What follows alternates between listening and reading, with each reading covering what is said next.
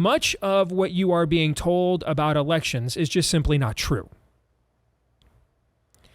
And a lot of times, frankly, you can't trust the Fox News narrative for different reasons any more than you can trust the corporate media narrative, because both of them are trying to control you, frankly, albeit for different reasons. Okay, I mean, the corporate media is trying to end you, and Fox is trying to fit you into to their bulwark with their metric, their paradigm, their talking points.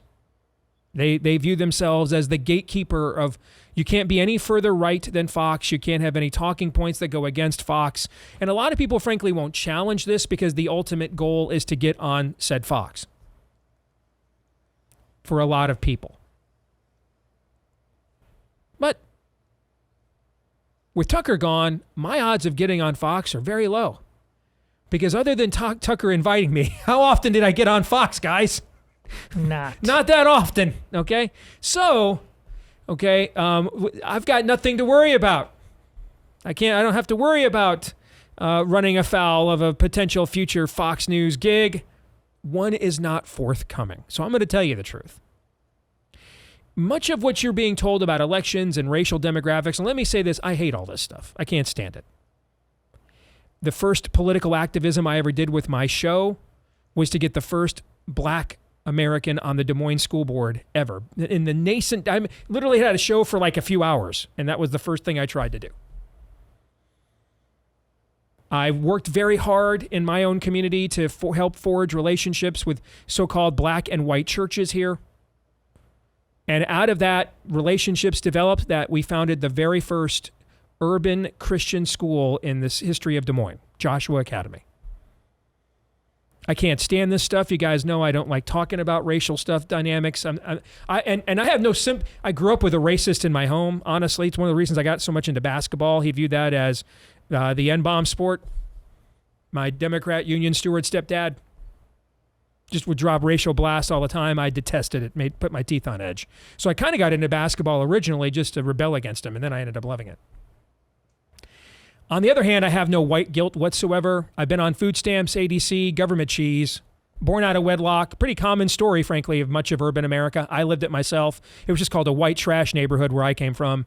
So my ancestors came over here from Sicily and Italy. They were the Dagos, Wops, and garlic eaters that lived in the ghettos first. I don't have any guilt either. I don't owe you a damn thing. No one gave me anything. All I got was a biological that didn't bother, and a stepdad who thought the great Santini was a model for fatherhood, whose mantra was the beatings will continue until morale improves. No, I went to 11 different schools. I got nothing. Had to earn everything I got growing up. So I don't owe you a damn thing. Nothing.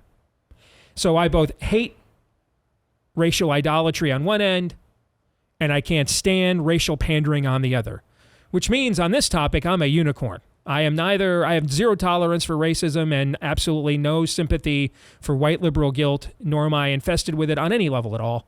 I don't care.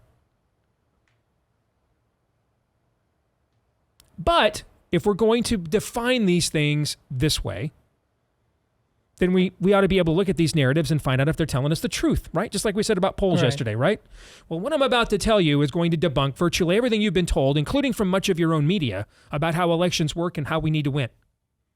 Let's start here. And I'm going to go back 40 years of data here. This is Republicans in the black vote in the last 40 years.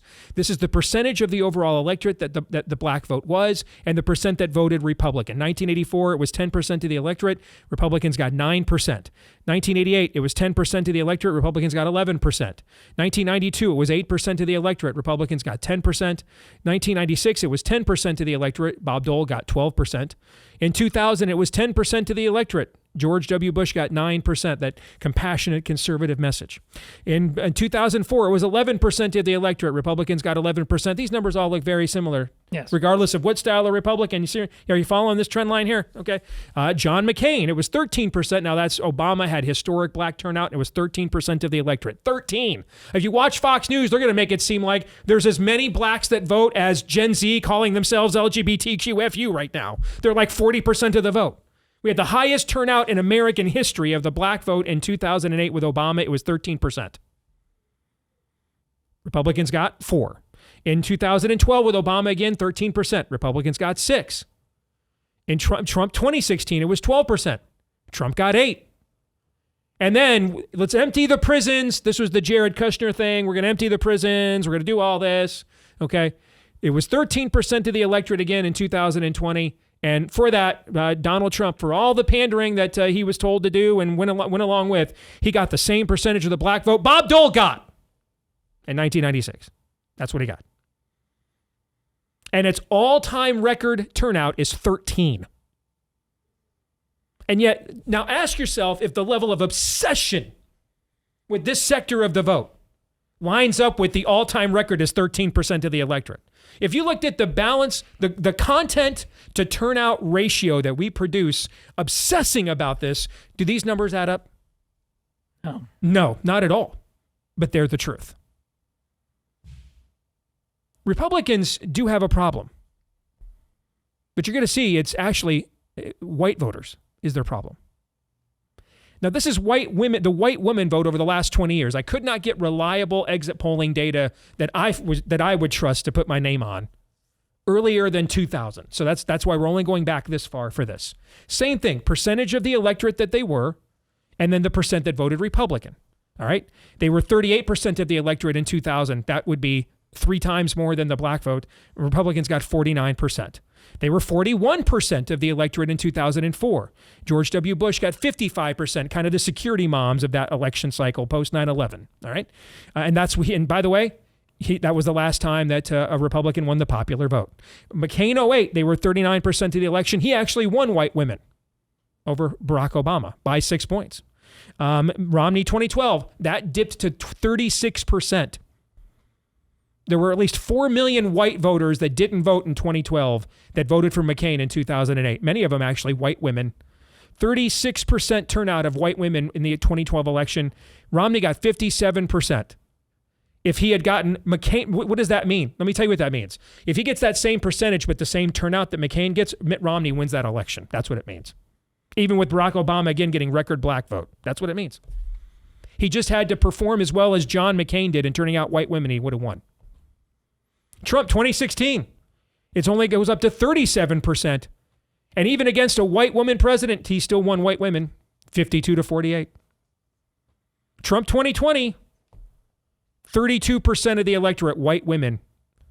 And I know there's the whole Karen thing and everything else. And we were all ruled by cat lady Karens during COVID, right? They were only 32% of the electorate and he got 55%. If Donald Trump had turned out white women at the rate John McCain did, he'd have won the election and probably the popular vote. By the way, which of those years did Democrats win white women? None. None of those years, actually. How about the married vote? Now, it's hard to come up with reliable exit polling data on white married women pre-2008, okay? So you see what I did? You can kind of deductively guess what the numbers are based on what white women are saying and then the married vote, okay? Because white women would be the female demographic that's the most married, okay? So here's our Republicans in the married vote this century. Again, percentage of electorate, percentage that voted Republican. 60% of the electorate in 2000, George W. Bush got 53%. In 2004, when moral values were the number 2 issue in the exit polls, they were 63% of the electorate, an all-time high. George W. Bush got 57% of that vote. McCain, they were 60% of the electorate. He got rolled. He still beat Barack Obama with married people, and by 6 points. Romney 2012, 59% of the electorate married. Romney got 56%.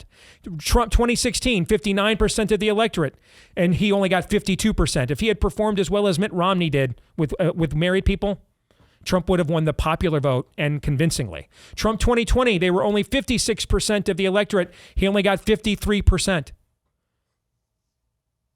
If Trump performed with married people at a Mitt Romney Bush level, he'd be president right now. Let's continue on. Let's look at this. States ranked by black population. Percentage of their population is black as of January of this year. All right. Mississippi's number 1, 39%. Number 2, Louisiana, 34%. Georgia is number 3, your first battleground state at 31 and change. Maryland, Alabama, South Carolina, Delaware, these are all states that are not contestable in the Electoral College. North Carolina's next, 21.8%. Virginia next, 20.57%. What's a battleground state? A state both sides have won so far this century. That's what. So Minnesota, not a battleground state until proven otherwise. Republicans haven't won it since 1972. I wasn't alive. And then New York is next at 17.44%. What do you see there? What you see there are most of the states that have the highest black population. It's located in places that just aren't contested in the election. Only 3 out of 10 of those states would be considered battleground states. What about the other traditional battleground states? Well, here they are. Florida is 12th, Michigan 15th, Ohio 17th, Pennsylvania 19th, Nevada 23rd, Wisconsin 30th, Arizona 33rd, Colorado 35th. Again, do these numbers, what you're seeing demographically, line up with the level of obsessive coverage that occurs in conservative media that this is how we're going to win these states? Do those demographic numbers line up with that coverage? They do not. They do not. So here are some conclusions. 6 of the top 13 states with the highest percentage of black voters are reliably red states Republicans haven't lost since before 1980. Guys, next, only 7.22% of California is black. There is a higher percentage of blacks in Kansas in terms of the total population than there are in California. And yet this is considered the strongest Democratic state in the union. Does that line up with would that line up with your preconceived notion again of the level of obsession we have over this? Constantly defending ourselves, we're not racists. All the time, to the point that we have to get off message, hey, you nearly killed our candidate, so we can respond to J.D. Vance's weird. No, it doesn't. Next. No, well, Steve, maybe we need to pander to the Hispanics instead. Well, only 12 states in the entire union have Hispanic populations above 15%. 12 in the whole country. Among those, only 4. Arizona, Nevada, Florida, and Colorado would be considered battleground states. The other 11 are states that have not changed parties in a presidential election so far this century. No Rust Belt state has a Hispanic population higher than 7.6%, and that's Pennsylvania. We have to have open borders. We got to amnesty everybody to win. Did that narrative line up with those demographics either? No. It does not. You're being left with some conclusions here that either people are really bad at this or a lot of people wearing our uniform are lying their asses off. Conclusion from all these numbers. The GOP actually has a white voter problem, which is contrary to the entire narrative being fed to you by all the left media and much of the right media now as well. That doesn't mean we shouldn't go after minority voters, because we should, especially since they are sadly in the communities most negatively impacted by Democrat destructive policies, and we are commanded to love our neighbor as we love ourselves after all. However, doing so via pandering, such as jailbreak, such as let's give up on the culture war and have a black, lesbian, bisexual porn star speak at the convention instead. That's not how this works. And you need serious issue contrasts. That does nothing but barely put a dent in the Democrats' minority vote stranglehold, barely a dent in it.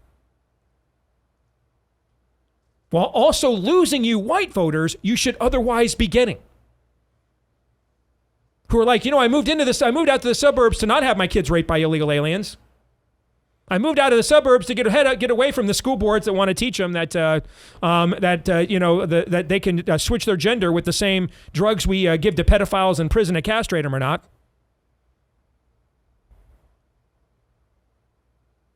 Now, if I had to guess, many people in this industry don't know this data. And are probably just going with the narrative fed to them, assuming Fox News and everybody else is telling them the truth. But the narrative is wrong and explains a lot of how we lose, actually.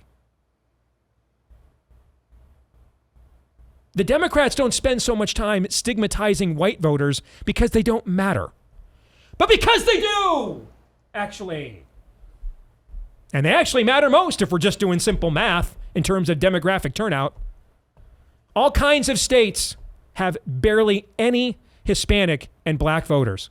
Every single one of them has white women and married people. And you're also being told that, well, white women are gone. So we got to replace, they're all Karens. Which of these years did Democrats win white women voters that I just showed you? Which of the years? No. I mean, if Donald Trump can't lose white women voters, then we're probably pretty far away from losing white women voters. Fair? Okay. Sure. Yeah, probably pretty far off. Now, do we have a serious Karen infestation in the suburbs where all three of us live? Yes. Yes, but the idea that they're every one of our neighbors is simply not true. They're the annoying chick in the cul-de-sac with the Subaru and the coexist bumper sticker. I want to win. Not get booked to do Brothers Be Flippin' garbage on Fox News. I'm in this because I don't want our kids and your kids castrated at school next week. Not so I can finally prove to you all these years I've not been a racist. I don't give a crap about any of that. But this obsession with these minority demographics have led us to some incredibly destructive policies like amnesties and jailbreaks and garnered nothing in return electorally. Why? Because they're in defiance of the actual math, as I just proved to you.